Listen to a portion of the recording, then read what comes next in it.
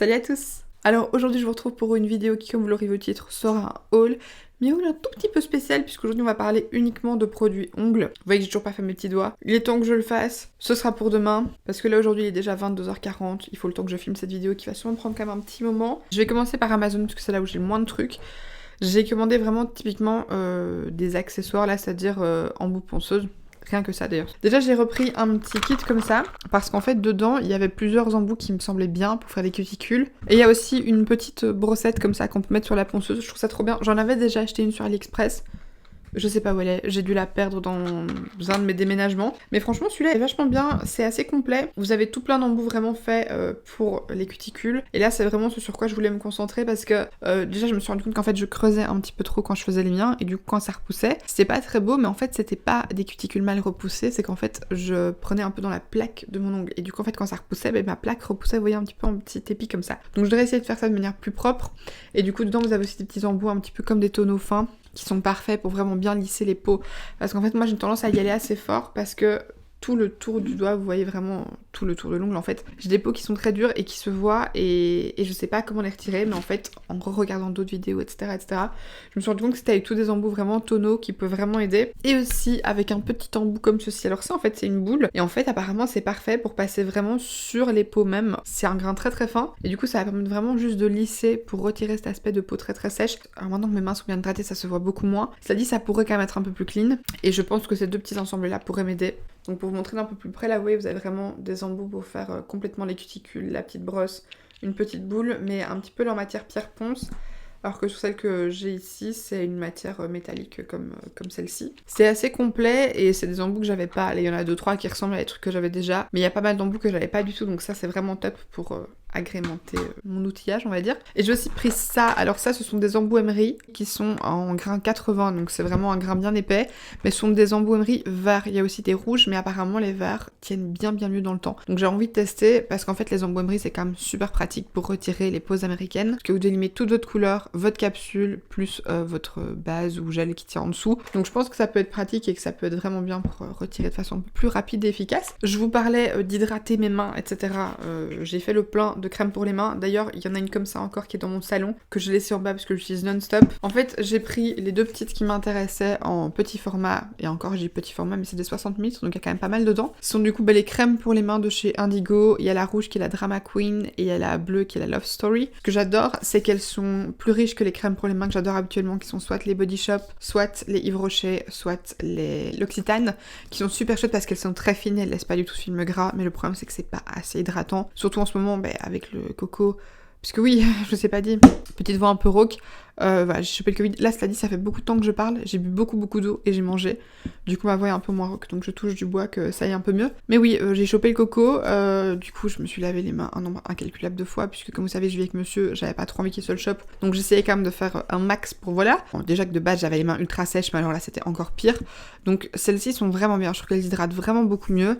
Elles sont un petit peu plus grasses quand même que les 3 marques précédentes que je vous ai citées. Maintenant, elles sont grasses, je dirais genre pendant 10 minutes, parce que généralement, j'hydrate mes mains juste sur le dos des mains. J'hydrate pas du tout la paume ni l'avant de mes doigts parce qu'en fait j'ai les mains un petit peu moites et je ne supporte pas la sensation de crème sur une zone un peu moite, ça fait un peu un fini un peu dégueu, enfin je supporte pas. Là ici je l'ai fait ces derniers jours parce que vraiment il fallait que j'hydrate mes mains, donc j'ai hydraté mes mains. Et en fait ouais, au début le côté un peu poisseux comme ça me dégoûtait. J'ai pris sur moi, j'ai regardé un petit truc sur mon PC en mode je gardais mes mains comme ça et ça allait aller mieux.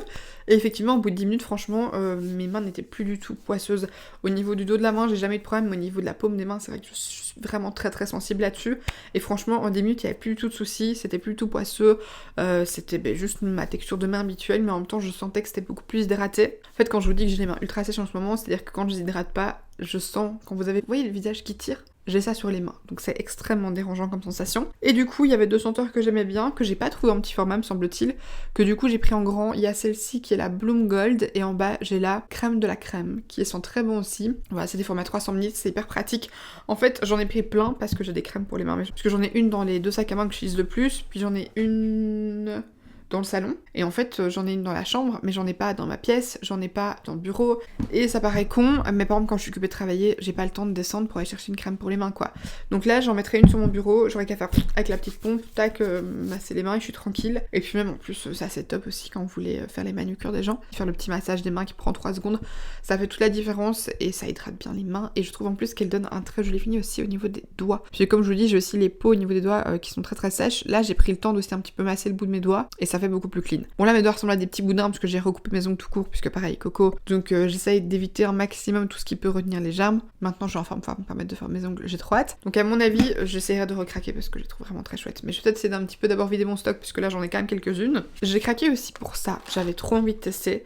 C'est les Gelastic Advanced Professional Products qui sont du coup des dual form. Alors les dual form, c'est ce qu'on appelle aussi des pop-its. J'en avais déjà acheté il me semble sur AliExpress, mais j'avais envie de tester ceux-ci parce qu'ils avaient l'air de quand même meilleure qualité. Si vous voulez, c'est comme des capsules mais qui sont pas faites pour rester sur votre ongle. En fait, au lieu de faire votre construction en gel ou en acrylique ou en polygel, souvent c'est du polygel qu'on utilise pour ça. Au lieu de la faire sur votre ongle, tenter d'avoir une bonne forme avec un chablon ou une capsule ou un truc du style en dessous, vous faites un peu votre construction là-dedans.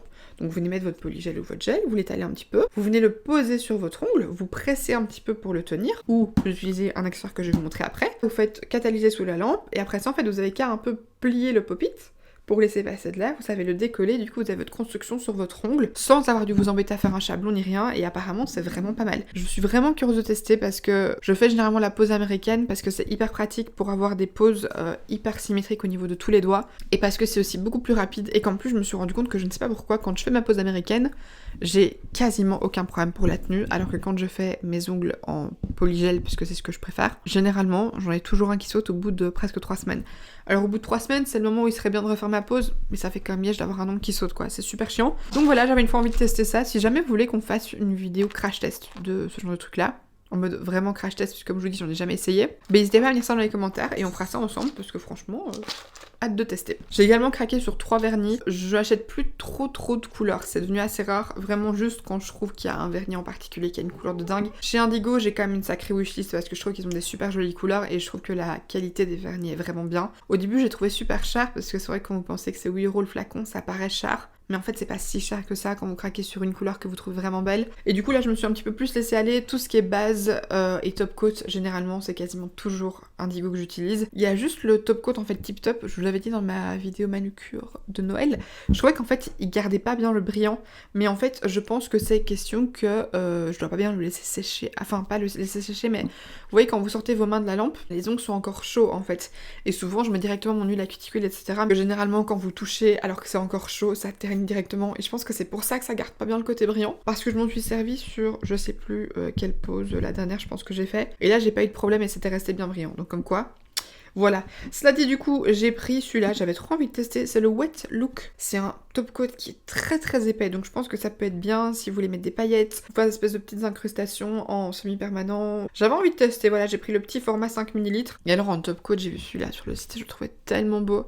C'est une nouveauté, c'est le Top Siuzek, je sais pas comment ça se dit, mais en fait c'est un top coat qui a un effet un petit peu holographique dedans, il est trop beau.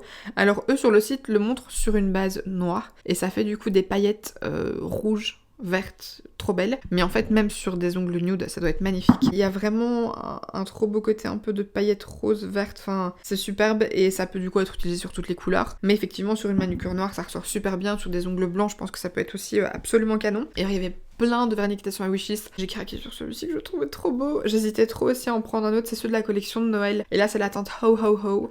C'est un vernis purement pailleté, donc il est très épais. Enfin, très épais, oui et non. En fait, c'est juste que il est hyper saturé en paillettes. Mais c'est un genre de rose gold, limite un peu doré, froid. Il est vraiment trop beau. J'hésitais pas mal à prendre la teinte Elfie Selfie, qui est le même style, mais en plus rose. Et puis je me suis dit qu'en fait, j'allais moins m'en servir et que je me servirais beaucoup plus de celui-ci, que je trouve canon. Avec des ongles rouges, avec des ongles noirs, avec des ongles nude. Oh, des ongles nude.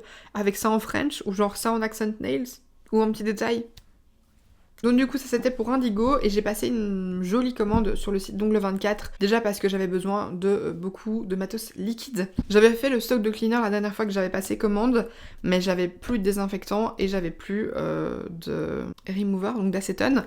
Donc du désinfectant ça se présente que comme ça sous forme de pchit, sauf que moi je m'en sers pour désinfecter les mains, les miennes et celles de mes clientes, si je puis dire, c'est pas mes clientes, c'est mes potes, mais bon bref. Mais je m'en sers aussi pour désinfecter mes ustensiles, donc mes têtes de ponceuse, mes pinceaux, mes pinces à cuticule, etc. Et donc du coup ce que je fais c'est qu'en fait je vide ça dans un petit trempoir, enfin vous savez c'est des petits trucs faits exprès pour que vos produits trempent dedans. Mais j'utilise ça aussi, donc pour ça se vide quand même assez vite puisque je suis généralement une bonne demi-bouteille. Donc j'en ai repris 3. J'ai du coup également repris du Easy Soak Off Remover. Et alors là j'ai pris une petite bouteille et j'ai également pris un gros bidon. Parce qu'en fait je trouve la petite bouteille beaucoup plus pratique, mais le gros bidon pour faire tremper les ongles c'est quand même beaucoup plus pratique. Et je vous avoue que j'aimerais bien essayer de remplir celui-là avec le gros bidon si c'est faisable. Je sais pas trop si j'y arriverai. Et du coup en cadeau il m'avait mis ça, et c'était trop bien puisque je venais d'apprendre que j'avais le coco, donc c'était parfait, du désinfectant pour les mains, j'en ai à la maison, mais écoutez, une bouteille n'est jamais de trop. Et en plus je trouvais ça trop drôle parce que c'est de la marque Purell, et ça c'est la marque que j'utilise tout le temps aux États-Unis. Si vous regardez The Big Bang Theory, Sheldon il dit pas genre you want hand sanitizer, il dit Purell, toujours, et voilà, je sais pas, ça m'a fait un petit clin d'œil, je trouvais ça trop mignon. Tout à l'heure quand je vous parlais des pop-it, je vous disais qu'il y avait des petits accessoires qui pouvaient éventuellement vous aider à tenir les capsules. J'ai acheté ça chez Ongle 24, du coup j'en ai pris 10 pour en avoir une pour chaque doigt. Je pense pas en avoir besoin de 10, mais c'est toujours mieux d'en avoir trop que pas assez, surtout qu'en plus elles étaient pas chères du tout. C'est des petites pinces comme ceci, qui sont du coup faites pour tenir vos capsules. Alors je suis assez soulagée parce que j'avais peur que ça pince trop, du coup ça risque de faire sortir tout le gel partout. C'est pas le cas, c'est assez doux comme pincement, et ça en fait ça va surtout être top pour quand je fais mes pauses américaines ou pour les pop-it aussi. Mais moi de base je le prenais vraiment pour les pauses américaines puisque j'ai passé la commande Ongle 24 avant la commande Indigo, donc du coup de base j'avais pas pensé pour les pop-it. Quand je fais ma pause américaine sur moi-même, c'est très compliqué de pouvoir tenir en fait et dans le même temps allumer la lampe et savoir mettre sous la lampe, puisque j'ai une lampe un petit peu, vous savez, genre en mode dôme, mais du coup, c'est compliqué. Je sais qu'il y a plein de gens qui ont des petites lampes UV comme ça, qui tiennent dans l'air et qui sont beaucoup plus pratiques. Donc là, au moins, je pourrais mettre ma petite pince, ça tiendra ma capsule et je pourrais mettre sous la lampe. Donc écoutez, je suis assez curieuse de tester, j'espère que ça pourrait être un bon petit outil. Et de toute façon, au pire, ça pourra aussi servir pour les pop-it, donc c'est pas perdu. J'ai également repris des petites brosses comme ça, c'est super pratique. Je m'en sers pour et me nettoyer les ongles et nettoyer mes outils, et aussi également dépoussiérer quand vous faites les déposes, quand vous faites les cuticules, etc. Là, c'est super pratique, celles-ci sont pas chères, et en fait, c'est juste assez dur comme poil. C'est assez dur que pour bien dépoussiérer, mais en même temps, c'est un poil assez fin. Donc du coup, ça fait pas mal au niveau des peaux. Parce que moi, je suis quand même assez sensible, j'ai des peaux très fines. Donc je suis facilement blessée, je me coupe facilement, j'ai très vite mal. Donc là, c'est parfait. Toujours dans le matos, je me suis racheté des blocs polissoirs. Là, je vous en montre 2. Je crois que j'en ai racheté 5. Parce que du coup, voilà, pareil, je voulais faire un tri dans mes limes, dans mes blocs polissoirs, etc. Avoir des neufs, être tranquille. Et du coup, comme je vous disais, j'ai refait un stock de limes, j'en ai pris plein. En fait, j'ai pris presque tout ce qui était dispo question taille. La seule chose, c'est que moi en forme, je prends toujours les toutes simples comme ça. Je trouve que c'est ce qu'il y a de plus pratique pour moi à utiliser. Et je prends pas des trop larges parce qu'en fait, sur les larges, j'ai l'impression que j'utilise jamais le milieu. Genre, j'abîme vraiment les deux bords, mais le milieu, je l'utilise jamais. Et du coup, je trouve que c'est un peu du gâchis. J'ai pris en fait les 3 tailles différentes. Donc, j'ai pris du 180-240, du 100-180 et du 80-80. Donc, en fait, les plus fines, donc les 180-240, c'est vraiment pour faire mes ongles naturels ou de manière générale les ongles naturels. Mais les miens sont vraiment extrêmement fins. C'est d'ailleurs pour ça que j'ai commencé à faire mes ongles en semi et en gel. Parce qu'en fait, j'ai des ongles qui sont fins comme du papier. J'ai toujours eu le problème. J'ai des ongles qui se dédoublent, qui cassent comme rien. Ça a toujours été un enfer. Donc, est-ce que je vois une différence? Oui et non quoi. Mes ongles sont super fins, mais ils ont toujours été super fins. Sauf que du coup, quand je retire et que je veux avoir mes ongles plus ou moins naturels, c'est bien mieux d'avoir une lime comme ça parce qu'ils sont tellement fins qu'avec une lime même 180 ça lime beaucoup trop quoi. Là franchement le 240 c'est extrêmement fin donc c'est parfait si vous voulez vraiment limer le bord ou si vous voulez légèrement terminer de polir. Vous voyez si vous avez mis du semi, que vous avez retiré le gros de la base qui restait et que là vous voulez vraiment rendre un ongle 100% naturel, vous pouvez passer avec ça, c'est tout fin. C'est plus fin comme grain que les blocs polissoirs parce que ça je pense que c'est du 100 et forcément 240 c'est beaucoup plus doux donc c'est bien si vous voulez faire vraiment définition toute douce ou que vous voulez vraiment aller près des cuticules pour pas blesser, c'est vraiment bien. Et du coup les autres les plus épaisses c'est pour quand je veux vraiment limer des constructions, limer le bord etc. Et celle-ci c'est pour un peu faire l'entre-deux. Et j'ai également pris des petits buffers faits pour faire briller les ongles. Voilà, je me suis dit que ça c'était pas mal pour quand je voulais pas forcément remettre quelque chose. Vous avez deux faces en fait, vous en avez une qui est vraiment très fine, c'est juste pour retirer toutes les petites disparités, mais c'est encore beaucoup plus fin que du 240. Et l'autre côté c'est vraiment un truc qui va vraiment venir polir votre ongle et lui donner un aspect super brillant. C'est pratique et ça c'est top quand vous retirez une pose pareil, que ce soit sur vous, sur quelqu'un. Ça, une petite touche d'huile à cuticule, petite crème pour les mains et vous êtes au top. J'en ai également profité pour me racheter un pinceau parce qu'il me manquait je crois 2€ pour la livraison gratuite. Du coup j'ai repris le pinceau numéro 2. Oui c'est ça, 2,0. J'aime bien la prise en main, il est un petit peu triangulaire comme ça, assez ergonomique, c'est différent de la prise en main des autres pinceaux que j'ai qui sont ronds. Parce que là du coup, vous pouvez vraiment tenir genre aux 3 côtés. C'est un pinceau qui fait 7 mm de long et en fait je voulais m'en servir pour faire vraiment les bords de mes poses, le bord des cuticules, etc. pour pas aller sur les peaux, enfin voilà. C'est la longueur de pinceau dont je me sers le plus et pour ça je pense que ce sera vraiment top parce que celui que j'ai pour l'instant en 7 mm il est vraiment beaucoup plus fin.